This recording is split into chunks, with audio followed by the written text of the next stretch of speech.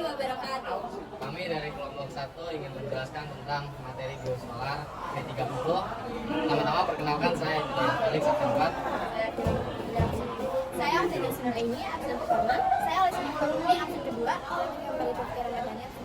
Sekian pertanyaan dari kami. Selamat menyaksikan video presentasi.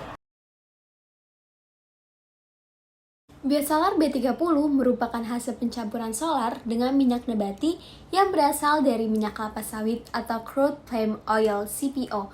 Bahan bakar ini memiliki komposisi perbandingan 30% bahan nabati dan 70% bahan solar. Selain itu, biosolar juga terbuat dari tumbuhan atau bahan nabati seperti kacang tanah, kapuk biji pohon randu, minyak kelapa sawit, nyamplung, dan juga buah kemiri. Tahap proses pembuatan biodiesel dapat dilihat dalam bagian di sini, yaitu tahap pertama yaitu pemurnian minyak sawit mentah diproses menjadi refined, bleach, and deodorized palm oil atau disebut juga RBDPO. Tahap kedua yaitu transertifikasi di suhu antara 65 derajat sampai 75 derajat Celcius, metanol dan sodium metalit kemudian dicampur dengan RBDPO di mesin mixer.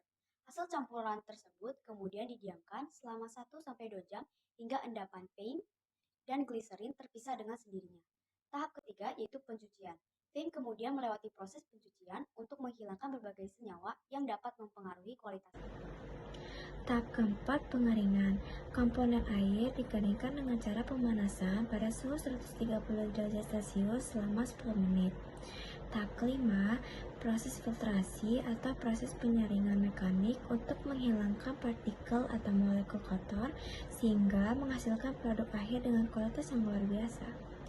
Dan biodiesel pun siap digunakan. Perbandingan biosolar dengan non-biosolar terletak pada bahan pembuatannya, di mana non-biosolar terbuat dari fosil, sedangkan biosolar dibuat dari tumbuhan.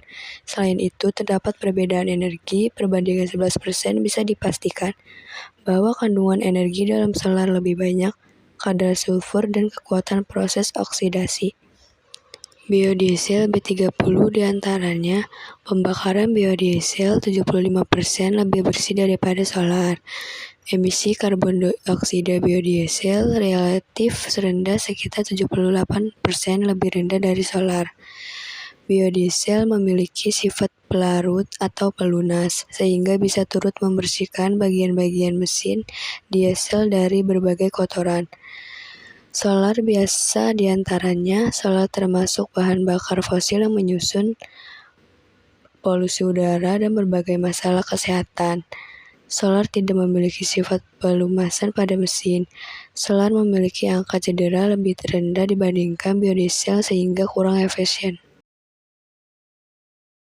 Biosolar B30 sangat mendukung prinsip kimia hijau karena terbuat dari bahan terbarukan dan ramah lingkungan. Kita ada contoh penggunaan biosolar yang salah, yaitu dari asap kendaraan bermotor yang kotor.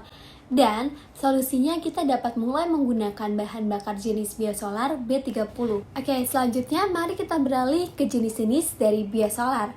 Yang pertama itu ada biodiesel B20 yang berisi pencampuran 20% biodiesel dengan 80% bahan bakar minyak jenis solar. Lalu yang kedua ada B30. B30 merupakan program pemerintah yang mewajibkan pencampuran 30% biodiesel dengan 70% bahan bakar minyak jenis solar yang menghasilkan produk biosolar B30. Lalu yang terakhir kita ada B100. B100 merupakan istilah untuk biodiesel yang merupakan bahan bakar nabati untuk aplikasi mesin atau motor diesel berupa esir metil asam lemak yang terbuat dari minyak nabati atau lemak hewani melalui proses esterifikasikan. Sekian video presentasi dari kami. Mohon maaf bila ada salah kata. Wassalamualaikum warahmatullahi wabarakatuh.